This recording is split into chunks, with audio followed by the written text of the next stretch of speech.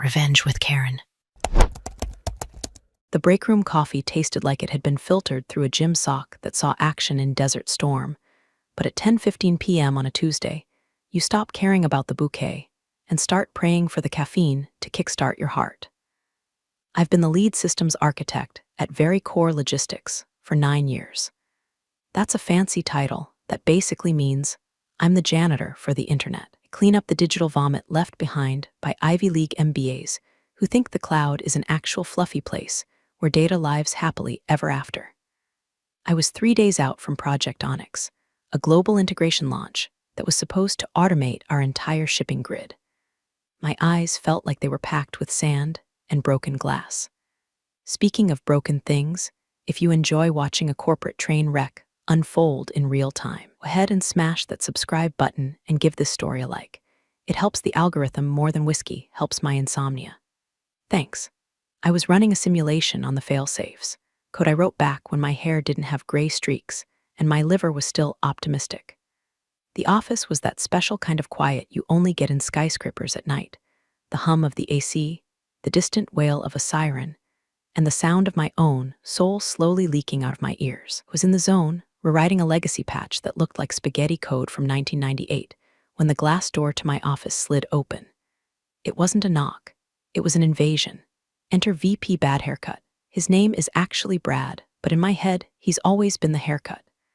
Brad is one of those guys who fails upward so fast, he breaks the sound barrier.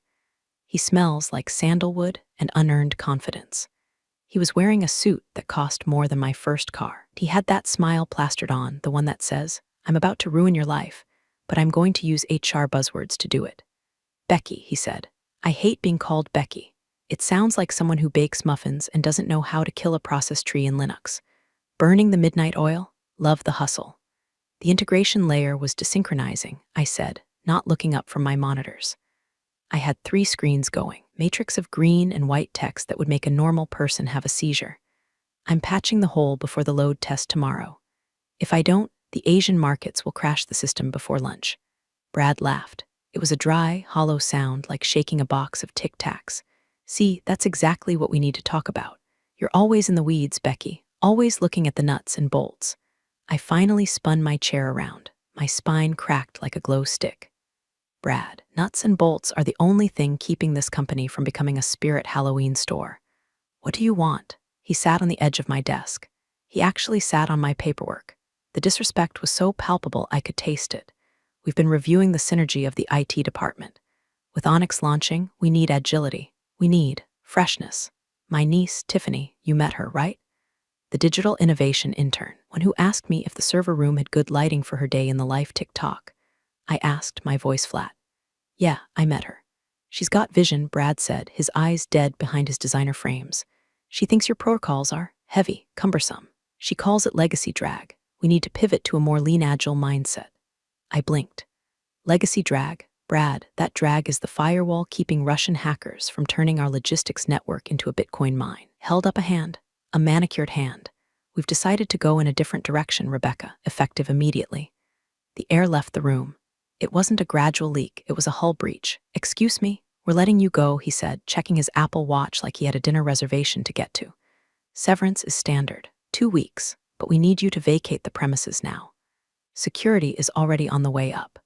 "You're firing me," I said, the words tasting like copper, 3 days before the biggest launch in company history. "Because your niece thinks my code isn't vibey enough. It's about culture fit," Brad said, standing up and smoothing his jacket. "You're too slow, Rebecca. You double-check everything. You build redundancies for redundancies. Tiffany, she moves fast. She breaks things to fix them. She's going to break the company," I whispered. My hands weren't shaking. That's the funny thing about rage, it steadies you. It turns your blood into ice water. "Larry will escort you out," Brad said, gesturing to the door where Larry, our night shift security guard, was standing. Larry looked like he wanted to vomit. He knew me. He knew I brought him donuts every Friday. He looked at his shoes. "I need to document the patch," I said, reaching for the keyboard. "Don't touch the equipment," Brad snapped. His voice lost the corporate sheen for a second. "Company property. Tiffany is taking over the lead at 8 a.m. Handle the integration." I stood up. I'm not a tall woman, but I've been told I have the presence of pissed-off badger. I grabbed my purse.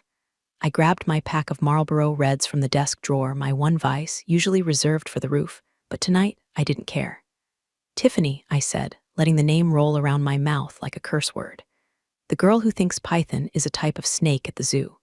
She completed a 6-week boot camp, Brad said defensively. She's certified agile. Right, I said. I looked at my screens one last time. The cursor was blinking at the end of a command line that was the only thing holding the database synchronization together. Pending commit. I didn't press enter. I didn't save. I just turned off the monitor. You're making a mistake, Brad. A multi-million-dollar mistake.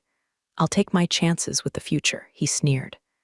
Now, please, you're making a scene. There was no one else in the office to see the scene, but in Brad's head, he was already rehearsing the story for the board.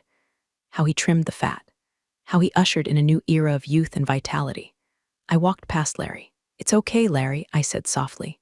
Do your job. I'm sorry, Rebecca, Larry mumbled, his face red. I really am. It's not your fault the circus came to town, I told him. As I walked down the hallway, the fluorescent lights buzzed overhead, sound I usually ignored, but tonight it sounded like a countdown. I felt a strange sensation in my chest. It wasn't sadness. It wasn't even fear. It was the cold, hard realization that loyalty is a currency that has no exchange rate in the modern world.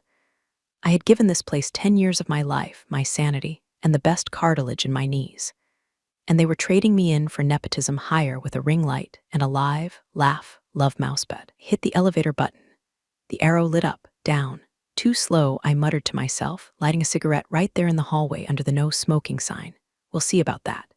The elevator ride down felt like a descent into hell, if hell was paneled in brushed steel and smelled like lemon disinfectant. Larry stood in the corner, trying to make himself invisible.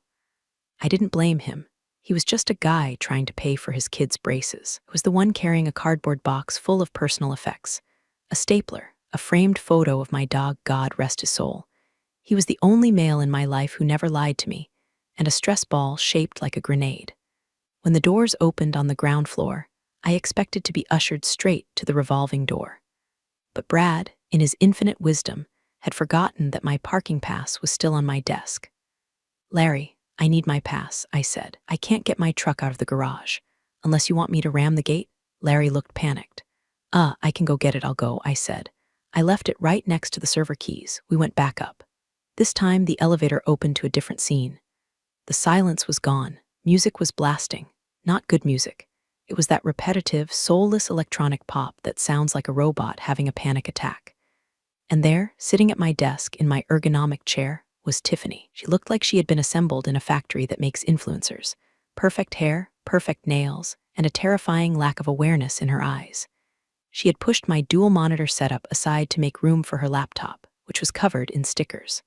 One of them said Girl Boss. Another said Coffee and Code. But what stopped my heart wasn't the stickers. It was what was on my main screen, the launch console. It was open. The command prompt I had abandoned was gone, placed by the shiny, GUI-based dashboard that the vendor sold us, the one I never used because it was as reliable as a chocolate teapot. Oh my God, is this Rebecca? Tiffany chirped, spinning around. She didn't look guilty. She looked like she was greeting a fan. Brad said you were leaving. Totally bummer energy, but hey, fresh starts, right? I stared at the screen over her shoulder. A red bar was pulsing in the corner. Database sharding, manual override. Tiffany, I said, my voice dangerously calm. What did you do to the shard protocols? She giggled. She actually giggled. Oh, that? It kept giving me these super annoying pop-ups about latency and integrity check. So I just turned off the notifications. It's running so much faster now. Look at the loading bar go, she pointed. The loading bar was indeed moving fast. It was racing toward 100%. My stomach dropped into my shoes. Hadn't just turned off notifications. She had disabled the load balancing inhibitors. She was essentially redlining a Ferrari engine in neutral while pouring sugar in the gas tank. That's not speed, I said, gripping my box of junk so hard the stress grenade deformed. That's a memory leak. You're flooding the cache. You're being so negative, she sighed, rolling her eyes. Brad said you were a warrior. Look, I'm just preparing the environment for tomorrow. Call it preheating the oven. You're not preheating the oven, I said. You're setting the kitchen on fire. Larry touched my arm. Rebecca, we have to go. I looked at Tiffany. She was already back on her phone, probably texting her friends about how she crushed her first late shift. She had no idea. She was sitting on a nuclear bomb and using the detonator as a fidget spinner. I calculated the timeline in my head. The cache would fill in about 8 minutes, and the database would try to write to a disk that was already locked. Then the transaction logs would corrupt. Then, Onyx would die, not a quiet death, a screaming, burning, public death. I turned around. I didn't say another word to her. There was no point explaining quantum physics to a hamster. We got back in the elevator. As the doors closed, blocking out the sight of Tiffany and her preheated oven, I pulled out my phone. My hand hovered over Marcus's contact. Marcus Stone, the CEO, the big boss, the guy who built this company from a garage in Akron. He wasn't a tech guy, he was a logistics guy. A truck driver turned tycoon. He respected grit. He respected me, or at least I thought he did, until he let his VP hire a family member to run the flagship project.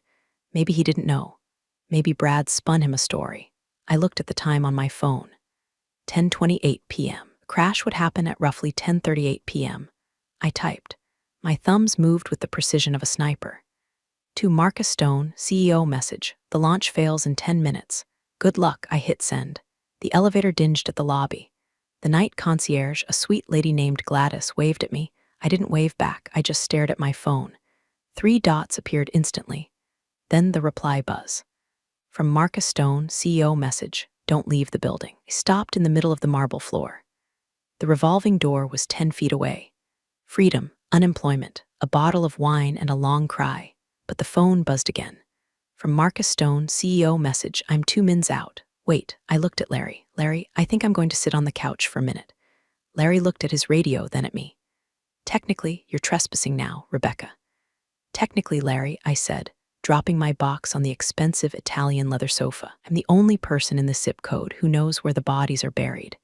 And in about 7 minutes, they're going to start floating to the surface. I sat down. I crossed my legs. I waited. The silence of the lobby was thick, heavy, and expensive. It felt like the calm before a very expensive storm. The lobby of the very core building is designed to intimidate. High ceilings, abstract art that looks like twisted metal. A silence so profound you can hear the fluorescent lights humming a dirge for your career. I sat on the leather couch, my box of belongings next to me like a tombstone. Larry stood by the security desk, shifting his weight from one foot to the other. He kept glancing at me, then at the elevator, then at the clock. 10:33 p.m., 5 minutes. You okay, Rebecca? Larry asked. You look intense. I'm counting, Larry, I said, tapping a rhythm on my knee. 1, 2, 3, just counting. It started subtly. A flicker on the giant monitor behind the reception desk, the one that displays the global shipping map. Usually, it's a beautiful web of green lines connecting continents, pulsing with live data. At 10:34 p.m., the green line stuttered. Gladys, the night receptionist, frowned. She tapped her keyboard. That's weird, she muttered. My email just froze. I didn't say anything. I knew exactly why her email froze. Exchange Server shares a backend storage cluster with the logistics database. It's a flaw I pointed out 3 years ago. Brad said fixing it was too expensive. Well, Brad, hope you like communicating via smoke signals. At 10:35 p.m., the phone started. It wasn't a ring. It was a unison shriek. The entire switchboard lit up like a Christmas tree in a house fire. Gladys jumped. What in the world? She picked up a line. Very core logistics. Hello. Hello, sir, I can't hear you. There's static. Hello? She looked at Larry, eyes wide. The lines are dead. It's just noise. IP crash, I whispered to myself. When the database locks up, the bandwidth gets strangled. The voice packets are the first to get thrown overboard to save the sinking ship. Then came the sound of running, muffled thuds coming from the stairwell. The elevators were too slow for panic. Someone was sprinting down 20 floors. The stairwell door burst open. It was a junior dev named Kevin. Nice kid, heavy breather. He looked like he'd seen a ghost eating his hard drive. Larry, he screamed, ignoring the fact that he was in the lobby. Larry, is Rebecca still here? I didn't move, I just watched. Larry pointed at me. Kevin ran over, sweating through his Game of Thrones t-shirt. Rebecca, oh God, it's gone, it's all gone. What's gone, Kevin? I asked, checking my nails. They needed a trim. The staging environment, it just collapsed. Tiffany. She hit the migration script and everything turned red. The backups aren't mounting. The master nodes are rejecting the keys. It's eating itself. Sounds like a permissions cascade, I said calmly. Did someone disable the safety interlocks? Kevin's face went pale, she said. She said they were slowing her down. Imagine that, I said. You have to come up, Kevin pleaded. Brad is screaming at it. Tiffany is crying in the server room. Asian markets are opening in 20 minutes. If we're offline, we lose about $400,000 a minute. I finished for him. Please, Kevin said. I can't, Kevin. I was fired. I'm a security risk. Larry, am I allowed to touch company equipment? Larry shook his head vigorously. Strict orders. Escort off premises immediately. See, I shrugged. My hands are tied. And my severance package didn't include tech support. Suddenly, revolving doors spun. A gust of cold night air hit the lobby, bringing with it the smell of rain and expensive cologne. Marcus Stone walked in. He didn't look like the billionaire CEO on the magazine covers. His tie was loosened, his top button undone. He was holding his phone like a weapon. He ignored the screaming phones. He ignored Kevin hyperventilating. He walked straight to the couch. He looked at me. I looked at him. You knew, he said. His voice was gravel. I predicted, I corrected. There's a difference. One is magic, the other is 9 years of reading the logs you guys ignore. How bad? Catastrophic, I said. Tiffany just poured a gallon of water into a grease fire. Marcus rubbed his face. He looked 10 years older than he had this morning. Can you fix it? I stood up. I picked up my box. That depends, Marcus. Are we talking about the servers? Or the glitch that caused them? The glitch, he asked. The glitch named Brad, I said. The virus named Tiffany. The silence in the lobby returned, heavier this time. Even the phones seemed to pause to listen. Walk with me, Marcus said. He didn't wait for an answer. He turned toward the private executive elevator. I looked at Kevin. Don't worry, Kev. I'm going to see the wizard. I followed Marcus. The ascent began. But this time, I wasn't going to the execution. I was the executioner. The executive elevator is different. It doesn't hum, it glides. It has real wood paneling and smells like vanilla and power. Marcus stood with his back to the corner, watching the floor numbers climb. He wasn't looking at me. He was watching the digital display like it was a ticking bomb timer. You texted me 10 minutes, Marcus said, breaking the silence. You were off by 30 seconds. I didn't account for the lag in the lobby Wi-Fi, I replied dryly. My bad. Brad told me you were burnt out, he said, turning to face me. Said you were resisting the new architecture. He said you were legacy dead weight. Brad thinks cloud computing means he can vape in the server room, I said. I reached into my purse and pulled out a small, battered moleskine notebook. It was stained with coffee and held together by a rubber band. I'm not burnt out, Marcus. I'm the only one who bothered to read the manual. The elevator doors opened onto the executive floor. Chaos was audible even here, muted by thick glass walls. People were running down the halls with laptops. A printer was making a sound like a dying goose. Marcus ushered me into his office, a glass box overlooking the city. He slammed the door, cutting off the noise. What do you know that they don't? He asked. Everything that works, I said. I tossed the notebook onto his mahogany desk. It landed with a heavy thud. What is this? That is the Onyx risk assessment I tried to present to Brad 3 weeks ago. He said he used the meeting time to talk about synergistic branding for the loading docks. Marcus opened the book. His eyes scanned the pages. My handwriting is chicken scratch, coded shorthand, brutal. Page 4, I directed. Estimated failure point, load balancing. Cause, Nepotism hired disabling safety protocols to improve UI latency. Result, total cascade failure of the SQL cluster. Marcus flipped to page 4. He read it. He looked up. His face was unreadable. You predicted Tiffany would disable the safeties. I predicted an untrained user with admin privileges would choose speed over stability, I said. Tiffany was just the variable in the equation. It could have been a trained monkey, honestly. The result would be the same. He closed the book. The system is down, Rebecca. The dashboard is black. The Asian distribution centers are pinging us and getting 404 errors. You have trucks sitting at docks in Shanghai with no routing data. The drivers are idling. The perishables are perishing. I know, I said. I built the routing tables. I know exactly what happens when they go dark. The frozen goods thaw in 4 hours. The pharmaceuticals, 2 hours before temperature variance flags them as waste. You're looking at about $50 million in spoiled inventory by sunrise. Marcus walked to the window. He looked out at the city lights. Brad said Tiffany was a prodigy. He showed me her credentials. He showed you a certificate from a website that also sells ordained minister licenses, I said. Marcus, you built this company on logistics. You know that if you put diesel in a gasoline engine, it dies. You let Brad pour sugar in the tank because he's your wife's cousin. He stiffened. That's a low blow. I'm unemployed, I said. I don't have to be polite anymore. I have to be right. And right now, the only person in this building who knows how to flush the fuel lines. He turned back to me. Fix it. No, I'll double your salary. No, triple and a bonus. Whatever you want, I laughed. It was a rusty sound. Marcus, you don't get it. This isn't about money. You let them humiliate me. You let them walk me out like a criminal because I was too slow. You let a child play with a loaded gun because she had the right last name. What do you want? He asked. Desperation was leaking through now. I looked at the clock on his wall. 10:45 p.m. I want the gun, I said, and I want the people who gave it to her gone. You want me to fire Brad and Tiffany, I added publicly tonight, before I type a single line of code. Brad is the VP of operations. I can't just then buy a lot of ice. I cut him off. Because those trucks in Shanghai are getting warm. Marcus stared at me. He was calculating, was a businessman. He was weighing the cost of a lawsuit from Brad against the cost of the entire company imploding. I need access, I said. Total root access. No oversight, no agile meetings, and I need them out of the building. Now, he looked at his phone. Another alert. Stock value pre-market dip warning. Okay, Marcus whispered. I didn't hear you, I said. Okay, he shouted. Do it, fix it.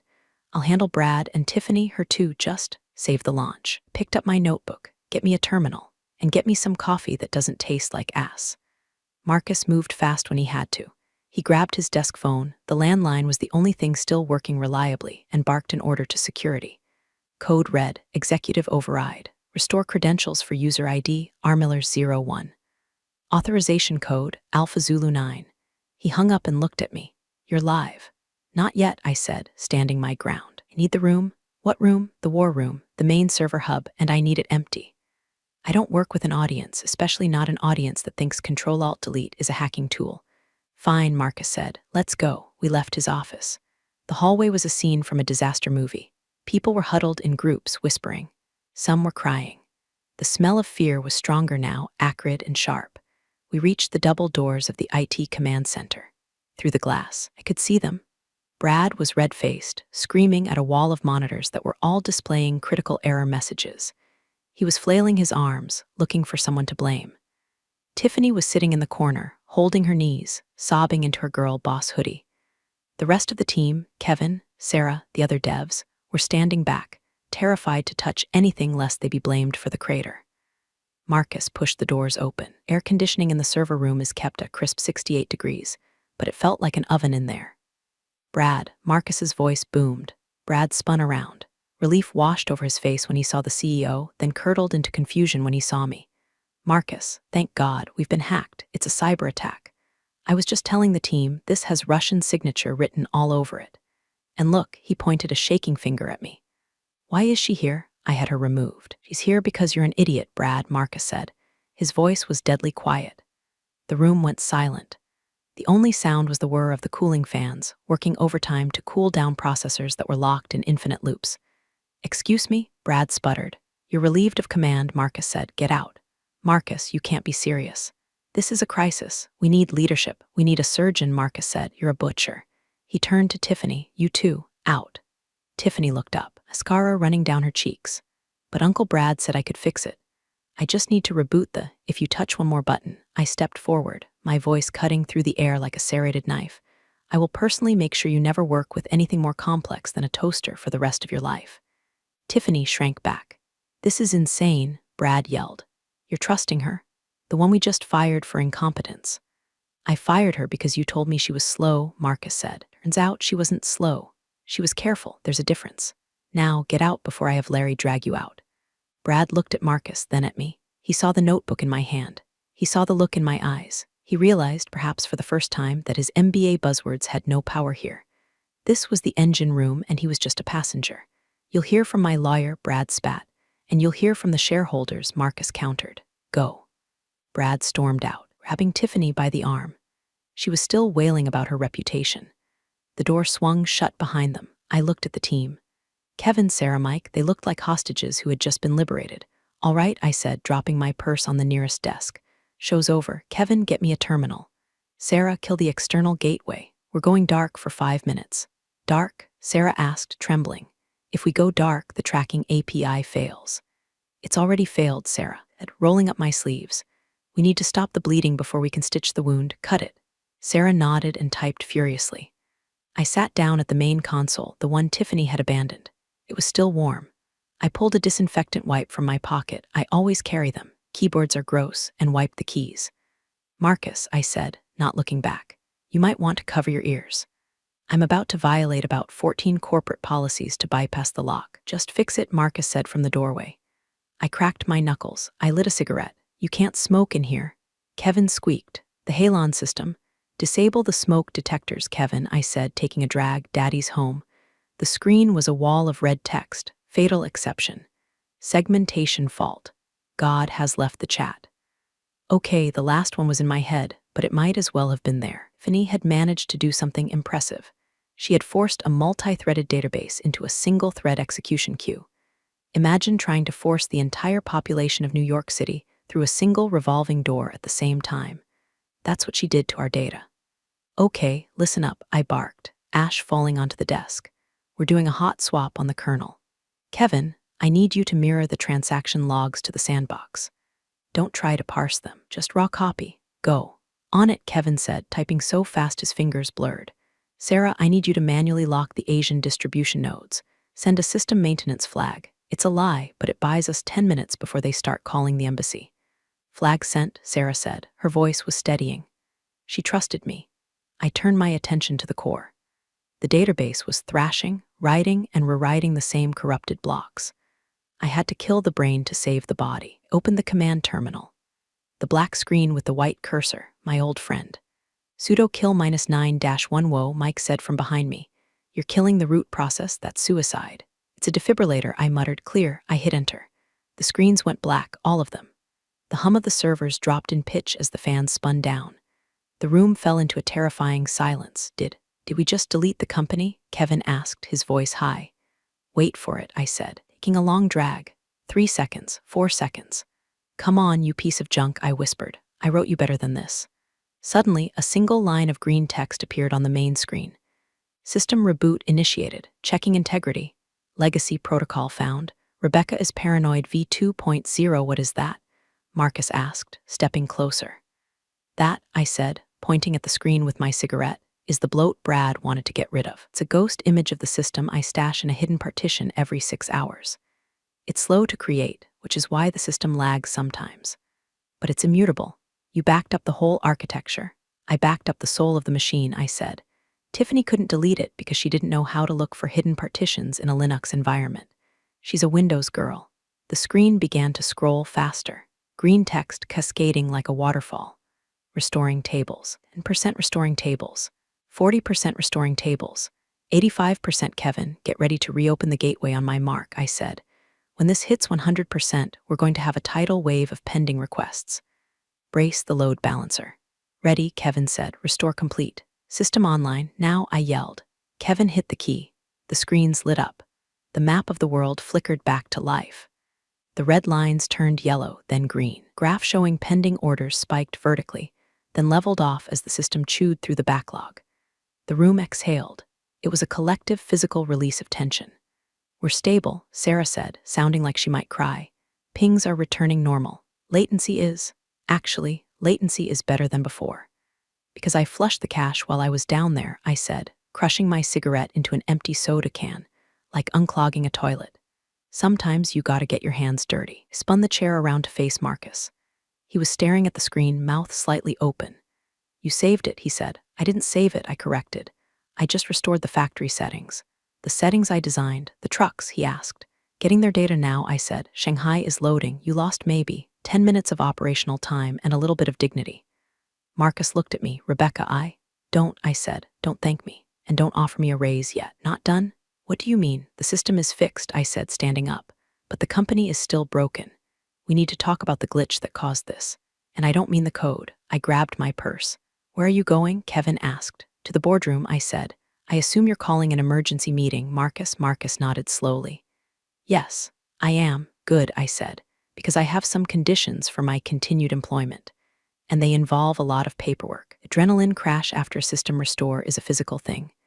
My hands started to shake, just a little. I hid them in my pockets. We walked to the boardroom on the top floor. This wasn't the glass box office. This was the long table where they decided who lived and who died. Brad was waiting in the hallway. He hadn't left. Of course he hadn't. Cockroaches don't leave just because you turn the lights on. They just scramble for a new shadow. Tiffany was with him, fixing her makeup in her phone camera.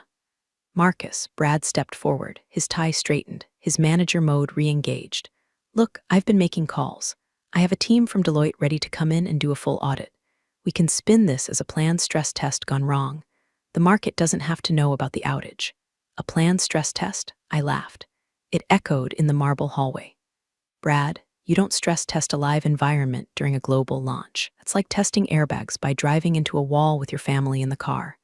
You're not an executive, Rebecca, Brad sneered. You don't understand the optics. I understand that the logs show a user named Tiffany Sparkle executed a drop table command because she thought the table was cluttered, I said. Is that the optic you want to present to the shareholders? Tiffany looked up. I didn't drop it, I just hid it. Honey, I said, leaning in close. She smelled like vanilla vape juice and delusion. In SQL, drop means delete. You didn't hide the furniture. You burned the house down. Marcus walked past them, pushing the heavy oak doors open. Inside, all of you, we sat, Marcus at the head. Brad and Tiffany on the left, me on the right. Alone. Explain, Marcus said. He didn't look at Brad, he looked at me. It's simple, I said.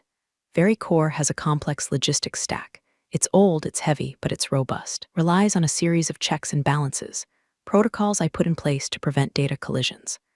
Brad called these bottlenecks. Tiffany called them bad vibes. They were slow. Tiffany protested. The interface took like 3 seconds to load. Those 3 seconds, I said, my voice low and dangerous, are the system verifying that the container going to Tokyo doesn't contain the radioactive isotopes meant for medical lab in Berlin. You disabled the verification. Tiffany blinked, but the loading bar was so fast. You traded safety for pretty animation, I said. I looked at Marcus. That's what happened. They gutted the structural beams because they didn't like the wallpaper. And when the roof caved in, they blamed the architect. Brad slammed his hand on the table. This is technical mumbo-jumbo, Marcus. She's trying to confuse you. The fact is, the system failed under her architecture. The system failed, I said, because you fired the mechanic and let a toddler drive the bus. Marcus finally looked at Brad. Did you know she was disabling the protocols? I authorized a streamlining of the UX, Brad stammered. I didn't know the specifics. You're the VP of Operations, Marcus said. It is literally your job to know the specifics. I rely on my team. You fired your team, Marcus said. You fired Rebecca, tonight, without consulting me. I was showing initiative. We're showing nepotism, Marcus said. He sounded tired. Rebecca, what's the damage? Data is restored, I said, but the trust, that's gone. The logs are there. Anyone with audit access can see what happened. If we lie about this and the SEC finds out we knowingly let an unqualified intern run the mainframe, that's prison time, Marcus, for you. The room went dead silent. Prison? Tiffany squeaked. Corporate negligence, I said. Fraud. Take your pick. Marcus closed his eyes. He was seeing the headlines. What do we do? He asked me. Not Brad, me. We tell the truth, I said. Internally, at least. We document the incident. We report the remediation. And we remove the root cause. I looked at Brad. The root cause, I repeated. We can handle this quietly, Marcus said, leaning forward. Brad takes a sabbatical. Tiffany goes back to school. We issue a press release about a minor hardware malfunction. I sat back in the leather chair. It was comfortable, too comfortable. It was the kind of chair that made you forget what it was like to stand on concrete for 12 hours. No, I said, Rebecca, be reasonable. Brad has been with me for 15 years. His wife is my wife's sister. I don't care if his wife is the Pope, I said. If he stays, I go. And if I go, the system goes with me. You wouldn't, Brad challenged. You need this job. You're 45, Rebecca. Is going to hire a legacy architect in this market. I smiled. It wasn't a nice smile. Brad, in the last hour, I've had 3 recruiters hit me up on LinkedIn because the rumor mill is already churning. But that's not the point. The point is, I know where the trap doors are. I built them. You keep me and I keep them shut. You lose me and, well, things tend to break when I'm not around to oil them, as we just saw. Marcus looked at Brad, saw the sweat on his forehead. He saw the incompetence radiating off him like heat lines on a highway. And Tiffany? Marcus asked. She's a liability, I said. She has admin access she doesn't understand. She has to go. Completely. NDA signed, laptop wiped, badge melted. This is unfair. Tiffany cried. I was just trying to innovate. Innovate on your own time, I said. This is a $1 billion supply chain, not a sandbox. Pulled a folded piece of paper from my pocket. It wasn't a contract. It was a napkin I'd written on in the lobby while waiting for the crash. Here are my terms, I said, sliding it across the polished wood. Marcus picked it up. He read it. 1. Immediate reinstatement of Rebecca Miller as CTO, Chief Technical Officer. 2. Full autonomy over all hiring and firing within the IT division. 3. Immediate resignation of Brad Johnson and Tiffany Johnson. 4. A public acknowledgement to the internal staff of the error. 5. Double the salary and a designated smoking area on the roof. Marcus looked up. CTO, that's a board-level appointment. You have a board meeting in the morning, I said. I suggest you add it to the agenda. Or I can present my own agenda item, why the shipping containers stopped moving. You're blackmailing me, Marcus said, but there was no anger in his voice, just resignation. He knew I was right, knew he needed a mechanic, not a mascot. I'm negotiating, I said. That's what executives do, right? Leverage. Marcus looked at Brad. I'm sorry, Brad. Marcus. Brad stood up. You can't let her dictate terms. She's basically a janitor. She's the janitor who just cleaned up your mess, Marcus said. Draft your resignation, effective immediately. Brad turned purple. He looked like he was going to explode. He pointed a finger at me. You miserable, careful, I said, lighting another cigarette. I knew I wasn't allowed to smoke in the boardroom. I dared him to stop me.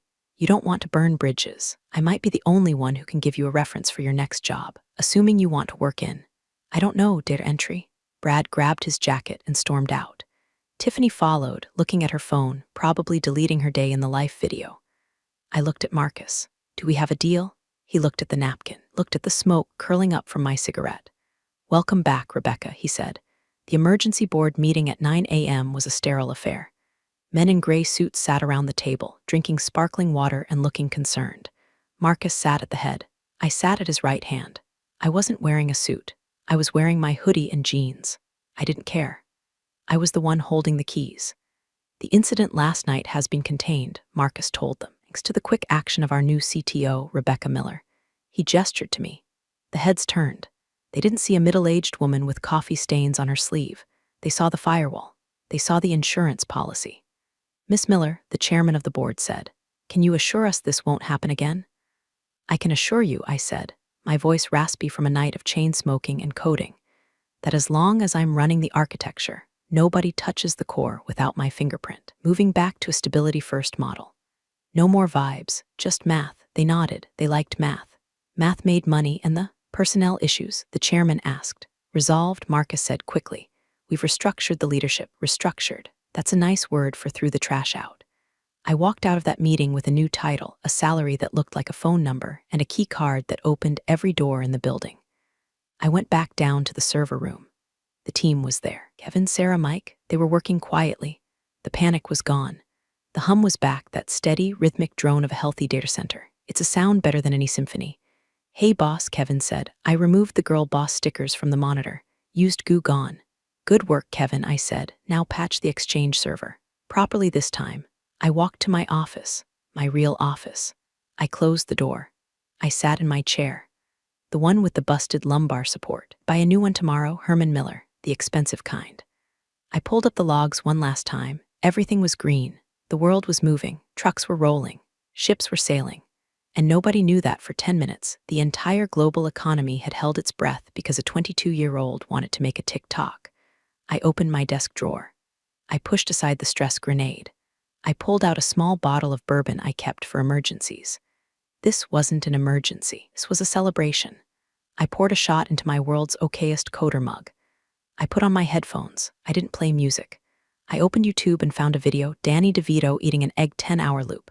Don't ask me why. It just centers me, the absurdity of it, the grime, the reality. I took a sip. It burned. It felt good. The system was running. The parasites were gone, and I was still here.